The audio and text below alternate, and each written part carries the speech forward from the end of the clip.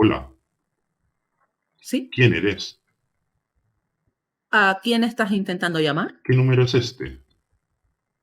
¿A qué número estás No llamando? lo sé. Creo que te has ¿Tú equivocado. crees? Estas cosas suelen pasar, no te preocupes.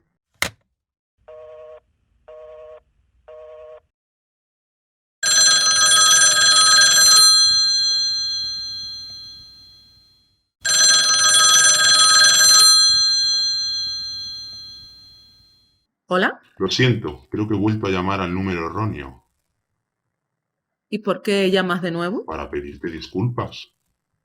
Estás perdonado. Espera, Adiós. espera, no cuelgues. ¿Qué? Quiero hablar contigo un segundo. Lo siento, pero no tengo tiempo para hablar contigo. Adiós.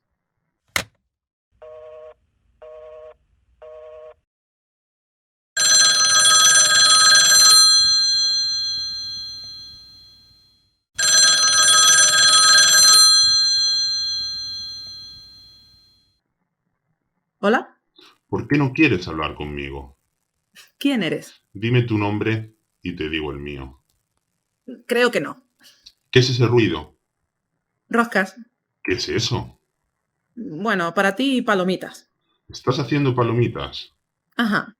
Estoy a punto de ver una peli. ¿En serio? ¿Qué tipo de película? Una de terror. Vaya, yo estaba a punto de interpretar una.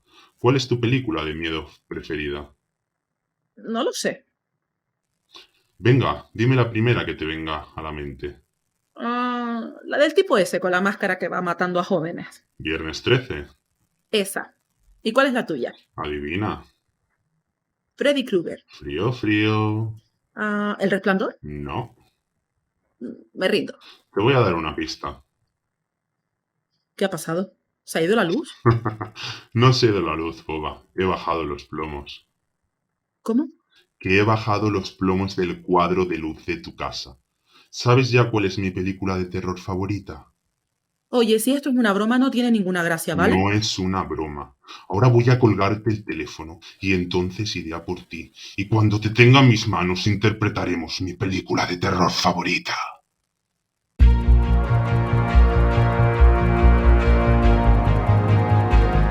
Nigromantes Literarios, un programa dedicado al apasionante mundo de los libros y mucho más, con Saray Ramírez y Naviru Shorno.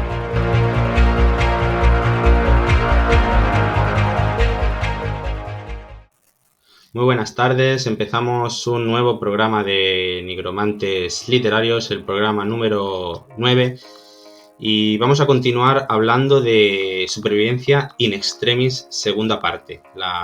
Hace 2 semanas hablamos de unos cuantos libros y hoy vamos a traerles otros cuantos libros más muy buenos. Al otro lado tengo a Saray Ramírez. Hola, ¿cómo estás? Hola, queridos nigromantes. Hola, querido Navi. ¿Cómo estamos todos? Yo, mira, bien, leyendo mucho, como siempre, con ganas de hablar de literatura, con ganas de soltar todas las burradas que soltamos en este programa y de pasar un rato agradable, que es de lo que se trata, ¿no? Pues sí, es lo que se trata. Si quieres ya, pues vamos ya al lío. Me parece que empiezas tú hoy con el primer libro. Sí, hoy me toca a mí. Y además empezamos con un autor que me encanta, que es Jack London. Ya más de una vez he dicho que me gusta mucho cómo trabaja este señor. Y vamos en esta ocasión a hablar de La peste escarlata, que es un libro maravilloso. La trama empieza con Smith, que es el protagonista, y él sobrevive a una pandemia donde los afectados mueren después de que las caras se les pongan rojas, de ahí que se llame La peste escarlata. Hay que decir que la historia se plantea 60 años después del desastre, que es cuando el personaje les está narrando a sus nietos la horrible experiencia que le tocó padecer, ¿no? Los nietos se toman el cuento del abuelo como eso, como un cuento, ¿no? Imposible de creer, ¿no? Así que se pueden hacer una idea de lo tremendo que fue todo, ¿no? Bueno, el autor aquí vuelve a tratar la naturaleza humana como base argumental, tal como hizo en otros de sus libros, como La llamada de la selva, que ya hemos hablado de este trabajo en algún programa. Y me encanta el diseño social que se plantea aquí, ¿no? Es realmente interesante. Y bueno, como en cualquier libro de este género, hay caos, situaciones límite, muerte. No deja a nadie indiferente, ¿no? Tiene escenas muy gráficas y tal vez no sea el libro más indicado para personas sensibles, pero lo considero un título digno de recomendar y por eso está en esta lista. Bueno, si nos detenemos a decir algunos datos del autor, me resulta increíble que alguien de tal capacidad para escribir lograra sus conocimientos de forma autodidacta. Él iba a la biblioteca pública de su ciudad y devoraba los libros que había allí, ¿no? Según sus biografías, tomó la inspiración para escribir cuando leyó una novela llamada Signa, que narra la historia de un hombre sencillo de campo que logra su sueño de convertirse en cantante de ópera sin haber estudiado ni sin recursos económicos, ¿no? Y al parecer esto fue muy determinante en la vida de Jack London, y gracias al impacto que le supuso, decidió convertirse en escritor, ¿no? Tuvo una vida tremendamente difícil. Se dedicó a trabajar como un mulo para poder sobrevivir y de hecho acabó siendo un vagabundo, como le pasó también a Cormac McCarthy, el autor de La carretera. De hecho, y me parece una casualidad total, London tiene un libro que es en parte autobiográfico llamado The Road, que se tradujo como Los vagabundos en lugar de La carretera. Bueno, España y sus traducciones. Y en él recopila varios cuentos. El primero habla de 3 vagabundos y bueno, ahí se intuye que sobrevivir en la calle le marcó, ¿no? Como es lógico. Respecto a su muerte, hay bastante controversia porque padecía un síndrome urémico que a grandes rasgos podría describirse como un problema renal grave, ¿no? Y muchos textos aseguran que usó la morfina con que se trataba su dolencia para suicidarse, y otros dicen que fue, pues bueno, un simple accidente, ¿no? En cualquier caso, Jack London es un referente literario donde los haya, y hoy tenemos la suerte de contar con obras tan maravillosas como La peste escarlata, entre otras muchas. La peste escarlata, Navi, ¿ya lo tienes apuntado? Lo tengo apuntado. El libro 57 de mi lista de libros pendientes. ¡Wow! Madre mía. Se van acumulando unos sobre otros, ¿no? Se van acumulando. Y mira que leo, que estoy leyendo mucho este año, porque este año me he propuesto leer 100 libros. Sí, vas embalado. Yo no sé cómo lo haces, pero vas embalado. Pero la lista aumenta. No sé cómo lo... Es que eso es la paradoja de todo esto, ¿no? Sí. O sea, incluyes títulos, y dices, voy a proponerme leer 100 libros, y cuando acabes el año tendrás muchos más en la lista. Pues sí. Bueno, ¿qué nos traes tú? Yo traigo a un autor español, que es un autor español que la mayoría de sus libros son apocalípticos, y me parece uno de los más adictivos que tiene. Y se trata de La hora del mar, escrito en 2012, y el autor es Carlos Sisi.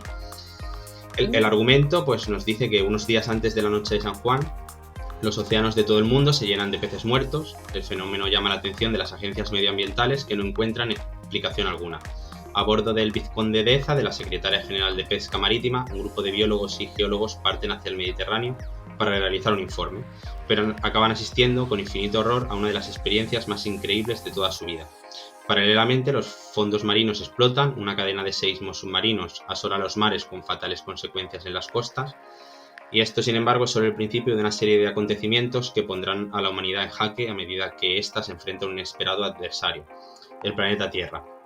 Añadir que es un libro muy intenso, que la introducción y la primera parte del desarrollo es bestial. O sea, una vez que empiezas a leer el libro, te cuesta mucho continuar con tu vida normal.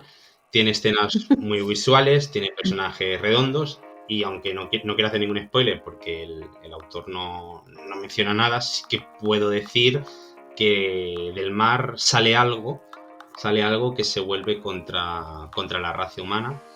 Y vamos, que el libro tiene muchísimas escenas bélicas, es una supervivencia en toda regla, y en cuestión de unas páginas el mundo tal y como lo conocemos se viene abajo. O sea, es un libro muy, muy, muy intenso, por decirlo así. Estoy tardando mucho en conocer a Sisi, de meterme de lleno en su obra. Después de los libros del programa de los vampiros que hablamos, ya tengo mucha curiosidad por él, ¿no? Así que estoy... El único pero que le encontré a este libro es el final, que lo encontré un poquito flojo. Es un poco como esotérico, místico. Pero bueno, se le perdona porque el principio es impecable, es perfecto. Lo tiene todo, el principio. Y eso. Te lo recomiendo también. Muy bien, venga, vamos para la lista, para el saco. Bueno, pues vamos a hablar ahora de uno de mis libros favoritos, que se llama El juego de Geralt, y es de nuestro querido Stephen King. Bueno, es decir, mucha gente se queja de este libro, ¿no? Y dicen que es una de las obras menos aceptadas de este autor, y yo tengo que discrepar, por supuesto. Pero bueno, primero comencemos hablando un poco de qué va. Jesse y Geralt se van de escapada a una cabaña aislada de todo, un poco por retomar la pasión de un matrimonio en una fase un poquito aburrida, ¿no? Y Geralt propone un juego erótico que consiste en esposar a Jesse al cabecero de la cama. La cosa es que al pobre hombre le da un infarto y se desploma en el piso, y aquí comienza la supervivencia de la protagonista, esa lucha encarnada, ¿no?, contra los medios, y a priori no parece tener demasiadas opciones a su alcance, pero aquí la gracia del libro, ¿no? Sí, porque... Jesse probablemente sea el personaje con más evolución de los que ha descrito King en sus historias. A mí al principio me parecía un poquito aburrida, ¿no? O sea, me daba bastante pereza lo que era la personalidad de ella, ¿no? Y sin embargo me lo tragué con papas, o sea, acabó conquistándome. Sí, me emocionó muchísimo. Puedo decir que pocos libros me han llegado tanto al corazón, ¿no? Y bueno, me hizo pasar de la tristeza a la rabia, de la rabia a la euforia, y todo esto sin dejar de tener ese ingrediente paranormal tan típico en el estilo de King, ¿no? Creo que mucha gente leyó este libro con otra idea de lo que se iba a encontrar y que por eso lo tachan de un mal libro, ¿no? Pero realmente pienso que deberían darle otra oportunidad, porque para mí es una obra maestra, es uno de los mejores trabajos de este autor.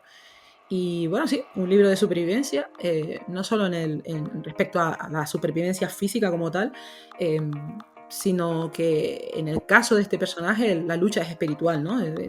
Y ese es el punto más importante de la historia. O sea, Jesse lucha no solo contra los elementos que la tienen retenida, que ya es muchísimo, sino contra sus propios demonios. Y en realidad llevaba mucho más tiempo en esa situación, ¿no? Como prisionera, mucho antes de que su marido, la esposara a la cama. Y bueno, King en esta historia viene a demostrar que cualquier víctima, terribles que hayan sido sus circunstancias, es capaz de salvarse a sí misma, ¿no? Sí. Papá King dando la diana. Luego además el libro es bastante claustrofóbico porque casi todo ocurre en el mismo lugar, a excepción de cuando viaja un poco al pasado, ¿no? Que es para oxigenar un poco al lector. Pero... Esas voces son maravillosas, ¿no? Sí. Es que a mí, no sé, ya te digo, la primera vez que oí hablar de este libro era en el canal de un amigo mío, y empezaron a decir la gente: odio este libro, me pareció un horror, qué decepción. Y claro, me leí el libro pensando, bueno, me voy a encontrar aquí probablemente la peor obra de Stephen King, porque claro, Stephen King cuenta con un mogollón de fans, ¿no? Y casi siempre hablan muy bien de su trabajo.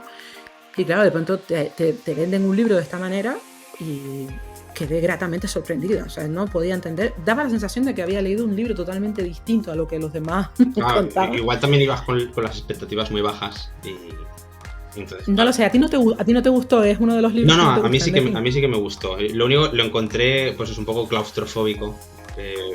O sea, esperaba que sucedieran muchas más cosas que luego suceden, pero bueno, sí que me gustó.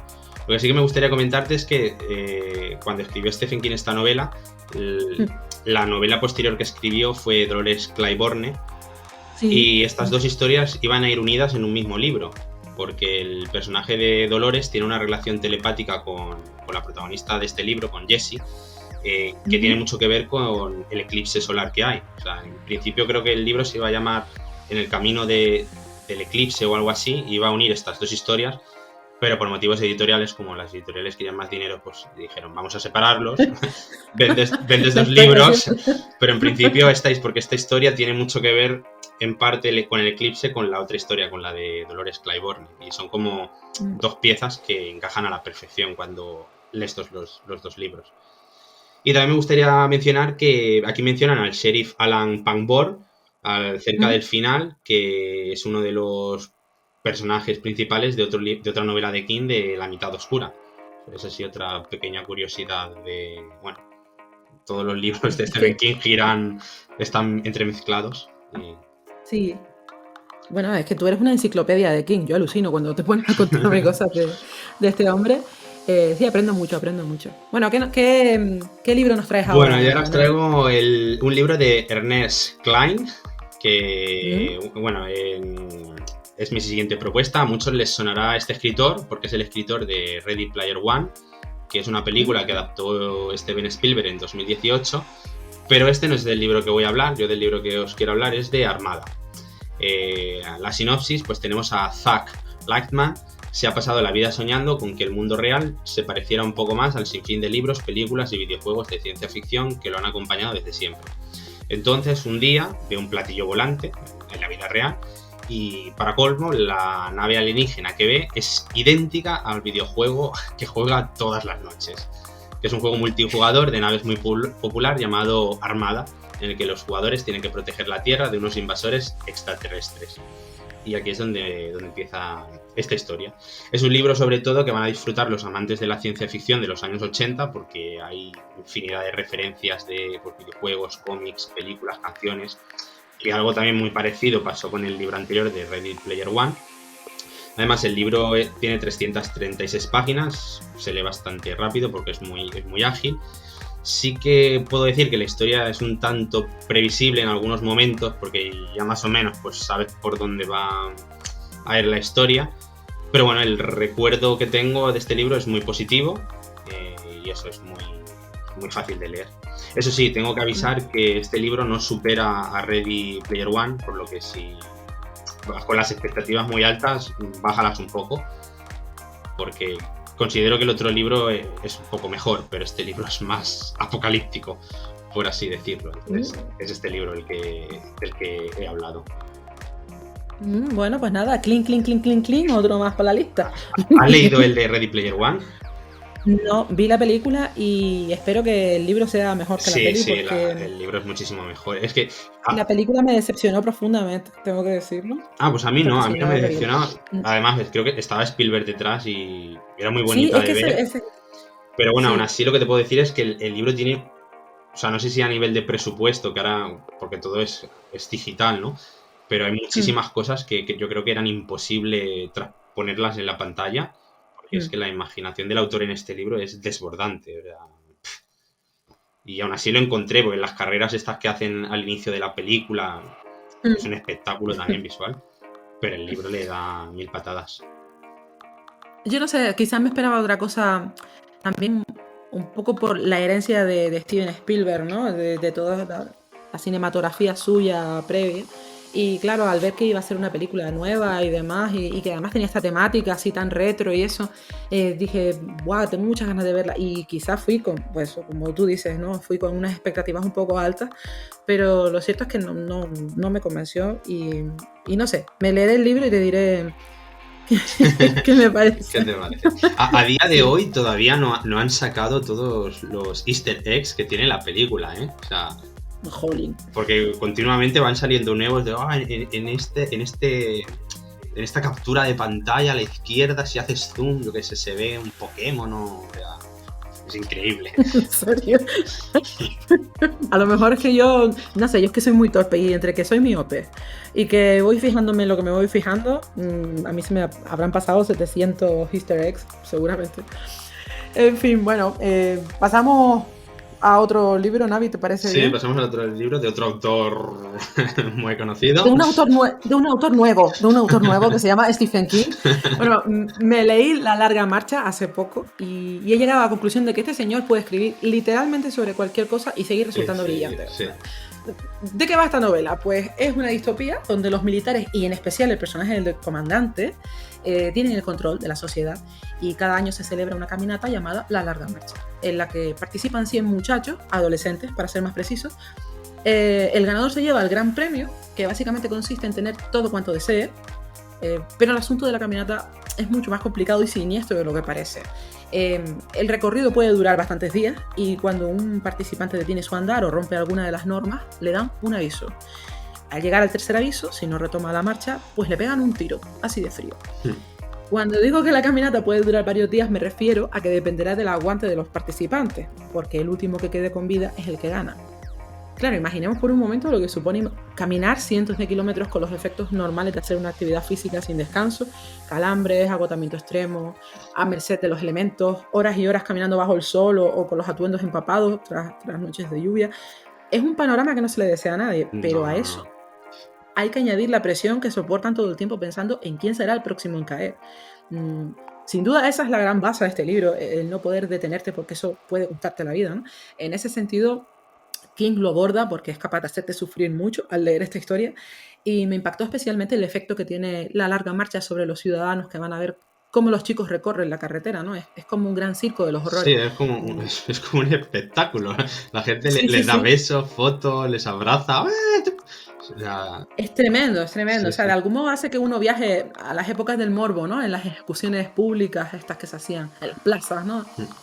Para mí lo mejor de esta historia es que el concepto es muy sencillo y aún así genera una sensación poderosísima en el lector, ¿no? Y además es claramente un retrato de la sociedad actual.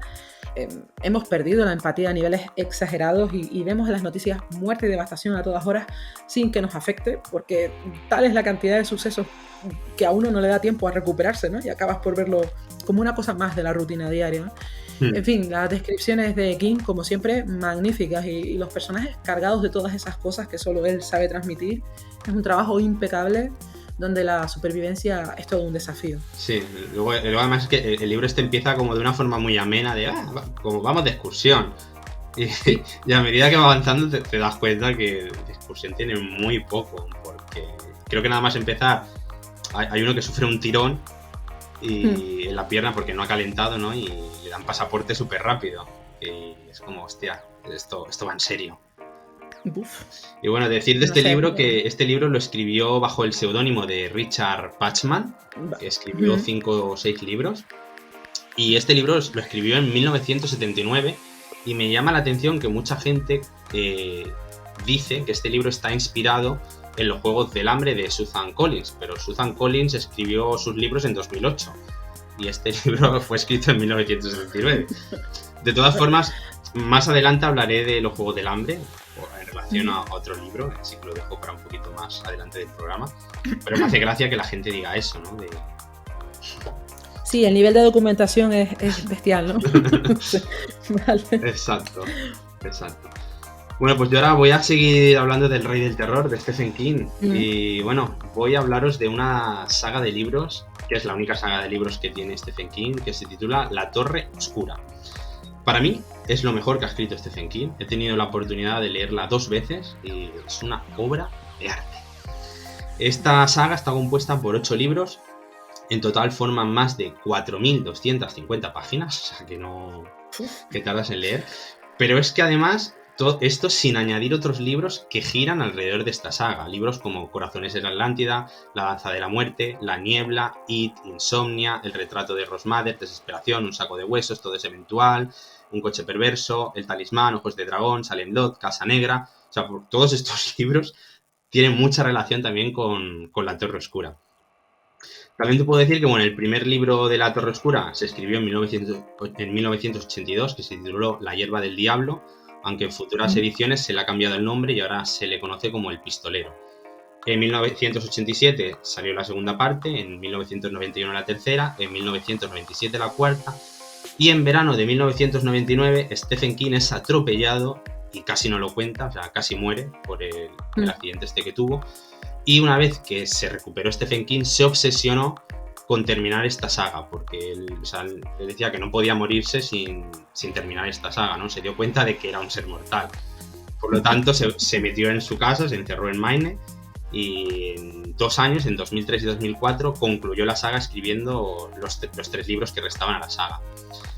8 años más tarde, en 2012, sacó un nuevo libro que lo podemos ubicar entre el tomo 4 y el tomo 5, que se titula La Torre Oscura, El viento por la cerradura, que es la historia de una historia, que es algo un poco Stephen King, muy rocambolesco. También tenemos un relato que se titula Las hermanitas de Luria, que lo encontramos en el libro de Todo es eventual, en el que conocemos una pequeña historia sobre el pasado del protagonista. Y bueno, antes de adentrarme, ¿qué más podría decir? Que bueno, considero esta saga literaria, pues de una forma u otra yo creo que acaba marcando al lector, porque es un universo tan vasto y profundo que cuando finalizas el libro te quedas como desamparado, como y ahora como sigo con mi vida. Ya. En cuanto, bueno, ¿en qué consiste la Torre Oscura? Bueno, pues en la historia tenemos al protagonista que se llama Roland Deschain, Es el último miembro electo de una prestigiosa orden de caballería conocido como Pistoleros y el último de la línea de Arthur L, que viene a ser como el análogo del mundo del rey Arturo. Políticamente organizada entre las líneas de una sociedad feudal, comparte características tecnológicas y sociales con el viejo oeste americano, pero es también mágica.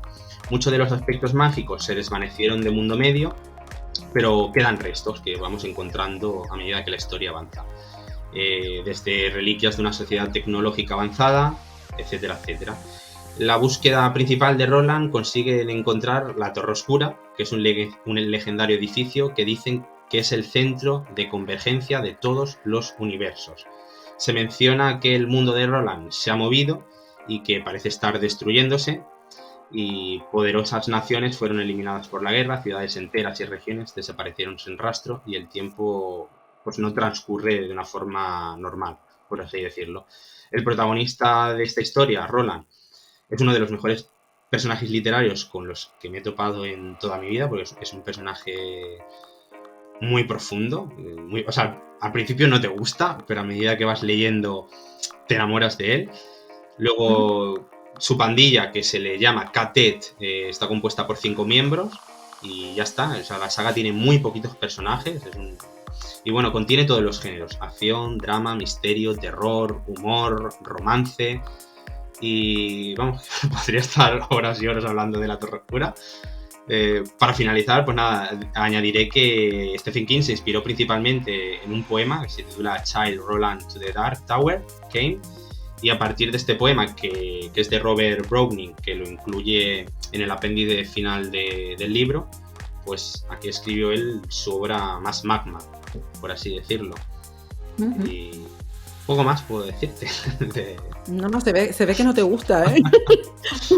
Se ve que, vamos, es una obra que te despierta unos sentimientos horrendos. La tengo que volver a leer, porque creo que la leí por última vez en 2013 y han pasado ya 8 años y la tengo que volver a leer otra vez. Bueno, pues no, yo la Torre Oscura, la saga no la he leído, de hecho lo he hecho a propósito, he querido dejarlo hasta el final, hasta el final. ¿no? Sí, me han hablado tan bien de esta saga que he dicho, bueno, pues primero me leo toda la literatura, que no es poca, de Stephen King, y luego ya me pongo con la Torre Oscura, porque es que de verdad todo el mundo me habla muy bien de esta saga y no quiero perdérmela, evidentemente. Bueno, ahora también te diré que ahora estoy con los Tommyknockers, así que voy a tardar. Sí. Yo como curiosidad, o sea, creo que con 13 o 14 años me leí el Pistolero. Y a ver, a esa edad, porque el primer libro sí que es el más difícil de leer de los 7, ¿eh? Porque no están todos los personajes del Catet, solo salen 2, o sea, y es un libro muy denso y claro, al leerlo con 13 años, pues a mí no me gustó nada esa primera experiencia. Luego fui leyendo más libros de Stephen King, ya me enamoré de Stephen King, y bueno, a mí siempre me gusta leer pues sagas o libros que continúan, y entonces vi que Stephen King no tenía ninguna, o sea, todos sus libros son independientes. Los únicos libros que continúan es la Torre Oscura, entonces digo, bueno, voy a darle una segunda oportunidad. Y me volví a leer el primer libro, no me gustó mucho, me volví a leer el segundo, ya me gustó el tercero, pero claro, ahora la última vez que leí el primero me pareció una obra de arte, o sea, que dije, ¡guala! Esas cosas pasan, ¿eh? Pero claro, pasan. Y bueno, luego decir que también El Resplandor tiene segunda parte, que la sacó hace unos años, y ya está, pero todos los libros de Stephen King son independientes, a excepción de esta saga. La del Resplandor es Doctor Sueño, ¿no? Sí. La siguiente. Exacto. Bueno, pues nada, venga. Clink, clink, clink. Otra al saco. Bueno, ¿qué te parece si hablamos de otro autor que no sea King? Venga. Porque van a pensar que King nos paga. Y no, ojalá nos pagara. Tampoco tendría que hacerlo, pero... A mí me tendría que pagarme para... Sí. Pero bueno, ya si nos pagan, mucho mejor. Sí. En fin, turno a un premio Nobel de la literatura, William Golding, y su polémica obra El Señor de las Moscas. Este es un clásico de las letras con un mensaje apoteósico. La narrativa de este trabajo es fantástica, es clara, es meticulosa cuando tiene que serlo, y la lectura es bastante dinámica. De hecho, es un libro que se lee con mucha fluidez. Bueno, contemos un poco de qué va, ¿vale? Para ponernos en situación. Sí. Un avión donde viajan unos escolares acaba accidentándose por culpa de una tormenta y va a parar a una isla desierta. Y los únicos que sobreviven son los niños, no hay adultos que puedan custodiarlos. Y ahí comienza el desarrollo de esta increíble historia. Si bien es cierto que hay parte de la trama que se concentra en el modo de buscar agua, víveres y guarecerse del frío, hacer fuego y todo lo necesario para mantenerse con vida en un lugar así, Yo creo que lo más destacable de este libro sería el proceso de convivencia entre los niños, ¿no? Que representan claramente los sectores sociales y cómo la barbarie puede apoderarse de seres supuestamente civilizados en condiciones donde no hay un mecanismo de control superior, digamos, ¿no? Como diría Hobbes, el hombre es un lobo para el hombre, esa sería más o menos la idea. Exacto. A nivel literario, creo que podríamos seguir hasta mañana alabando la prosa y los recursos de Golding, así que he querido centrarme sobre todo en el mensaje, porque no todo el mundo se pone de acuerdo en lo que pretendía trasladar este autor con el libro, y bajo mi parecer está bastante claro, ¿no? En ciertas condiciones pueden extraer lo peor y lo mejor de nosotros como individuos, pero en general tendemos a lo peor. ¿Quiere esto decir que cualquier grupo de humanos en semejantes circunstancias acabaría del mismo modo? Bueno, eso no puede saberse porque no todos los individuos son iguales ni han recibido la misma educación, y partiendo de esa premisa, pues sería un poco pretencioso aseverar que perderíamos todos la cabeza y que acabaríamos unos contra otros. De hecho, ha habido algunos casos similares a esta historia que se han producido en la vida real, y esos supervivientes no han sucumbido al caos, es más, han sido un ejemplo de lo que significa luchar en equipo. Pienso que uno de los temas principales de esta obra es la pérdida de la inocencia. Y tal y como sucede con otros libros del mismo género, pues aquí se realiza una crítica a la sociedad y nos condena a un abismo al que nos precipitamos sin remedio. Eso es innegable, al menos a mí me parece que ese es el propósito de Golding con este trabajo. Y bueno, decir que los personajes son impresionantes, o sea, cada niño representa un aspecto de la naturaleza humana. Ralph sería el civismo, Piggy la cordura, Jack la idea de lo que supone tener poder y ser conducido a las garras de la maldad por ello, Simon encajaría en la bondad. Hay más personajes, pero la verdad es que me leí esta historia hace tiempo y mantengo solo esos en la memoria. Es un clásico de la literatura universal y creo que cualquier mente crítica debería leerlo. Yo no sé si tú... seguramente tú lo has leído. Sí, este libro lo he leído. A mí me encantó, me encantó. Hay fragmentos que te parten el alma, ¿no? Es como, wow, pero qué cosa tan cruda, ¿no? No sé cuáles fueron tus sensaciones cuando lo leíste, pero a mí me marcó, ¿eh? Yo con este libro, de pequeñito vi la película y me acuerdo que la película, niño, es una isla desierta, es el sueño de todo niño. Y me acuerdo que fui a la biblioteca, me leí el libro, era muy pequeño, ¿no? Y me gustó mucho, lo que luego más tarde en el colegio creo que fue lectura obligatoria, y entonces ahí ya sí que lo disfruté. Y bueno, yo tengo unas cuantas curiosidades que tengo aquí apuntadas, que por ejemplo está considerado uno de los grandes clásicos de la literatura inglesa, y desde hace años es una lectura obligada en los centros de Inglaterra. O sea, todos los colegios tienen que leer este libro sí o sí. También el título de esta novela hace referencia a la maldad del ser humano, que está representado por Belcebú. Y es que precisamente este es conocido por el sobrenombre Señor de las Moscas, o sea, dentro de la iconografía cristiana. O sea, de aquí viene el título. Luego la obra se encuentra muy influenciada por otras dos narraciones, 2 años de vacaciones de Julio Verne y La isla del coral de Robert Mitchum. También tenemos El Señor de las Moscas, está considerada una de las novelas que viene a ser una alegoría de naturaleza humana en toda su extensión. Esto es lo que has dicho tú anteriormente, que cada personaje tiene un elemento. El relato da comienzo entre el 6 y el 9 de agosto de 1945, porque los personajes hablan del lanzamiento de la bomba atómica en Hiroshima. Y bueno, tengo muchas más curiosidades, pero bueno, para finalizar, una de las frases más célebres de esta obra es la siguiente: la gente nunca resulta ser del todo como uno cree que es, que creo que es bastante acertada. Muy acertada, muy acertada. Caray, no sé, la forma de pensar de entonces que no dista tanto de la que deberíamos tener hoy en día, ¿no? Respecto a los demás, quiero decir.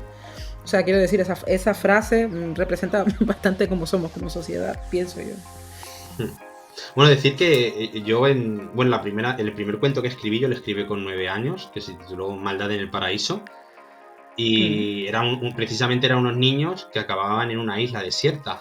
Y echando ahora cuentas, creo que es por este libro, ¿no? Yo había visto la película, no había leído aún el libro, pero vamos. ¿Y la conservas? ¿Conservas esa historia? No la conservo, no.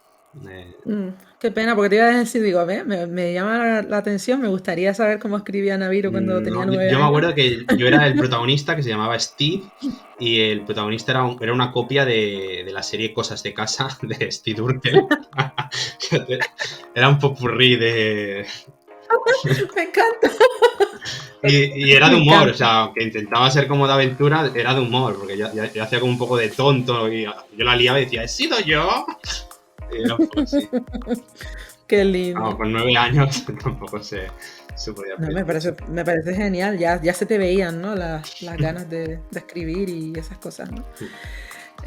Bueno, pues Pues bueno. hablamos ahora de otro librito. Bueno, Cuéntame cosas. yo les traigo un libro japonés del autor de Koshun Takami y se titula Battle Royale.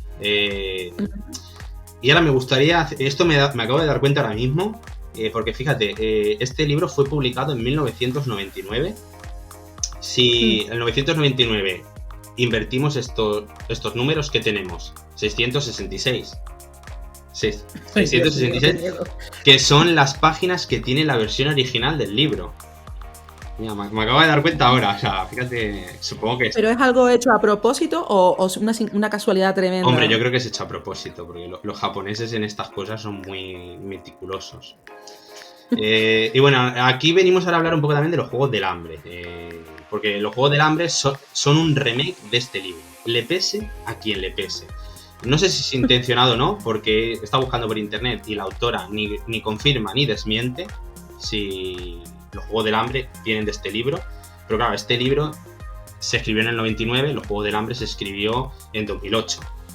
Entonces, por lo tanto, Luego, bueno, vámonos con... bueno, antes de leer la sinopsis, también me gustaría comentar que el autor...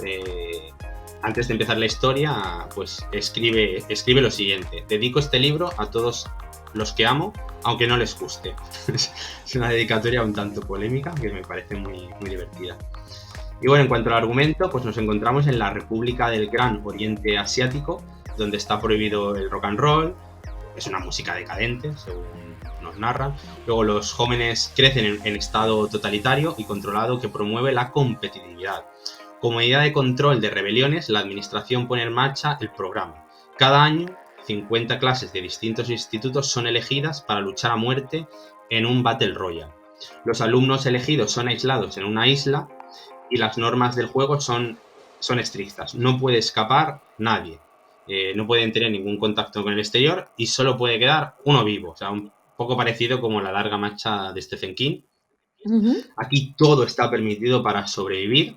El libro se centra en el año 1997, y al final pues son 42 estudiantes los que despiertan en un salón de clases en una pequeña isla y tienen un collar de metal que les rodea el cuello. Están rodeados también de oficiales armados y allí son informados de que han sido elegidos para el programa y que los collares poseen una bomba. Como medida de terror son asesinados 2 estudiantes. La primera es Fujiyoshi, a quien le clava un puñal en la frente el comandante por interrumpirla, ¿no? Y a partir de ese momento es cuando los estudiantes se dan cuenta de que va en serio, ¿no? Va en serio. Entonces se les explica que se deben asesinar entre sí hasta que solo quede uno, quien será nombrado ganador y devuelto a su vida normal. También, aunque no hay límite de tiempo, si pasan 24 horas y no muere nadie, los collares que llevan en el cuello son detonados, todos a la vez, por lo tanto no habrá ganador. Cada estudiante recibe una mochila con suministros de supervivencias y un arma al azar. Pues armas desde un tenedor, un boomerang, una pistola, un cuchillo, una brújula, hay todo tipo de armas. Además, hay zonas prohibidas que se van anunciando por megáfonos que hay en la isla, en las que determinadas horas no se puede estar en esa zona prohibida porque si no el collar que llevan los supervivientes explotará. El título del libro se inspira en el nombre dado a los combates de lucha libre que reúnen a más de 2 luchadores, muchas veces en decenas, y los luchadores pueden combatir solos o improvisar equipos temporalmente, que es un poco también lo que pasará en este libro. Decir también que los estudiantes se conocen entre sí, por lo que hay nexos establecidos de cariño, amor y odio, y esto hace que la supervivencia individual pues sea más difícil, porque claro, tienes que asesinar a tu pareja o a tus amigos. Entonces es un libro bastante cruel y muy sangriento, pero también tiene algunas escenas muy dulces y se siente muy real. Luego también el libro está explicado con diferentes narradores, por lo que la historia se vive desde diferentes perspectivas y esto le da mucha agilidad al libro. Y yo el único problemilla que encontré con el libro es que me costó aprenderme los nombres de los personajes muchísimo, porque aquí ni tenemos Goku, ni Vegeta, ni Bulma, son personajes normales japoneses y claro, tardas un montón en darte cuenta de quién es quién.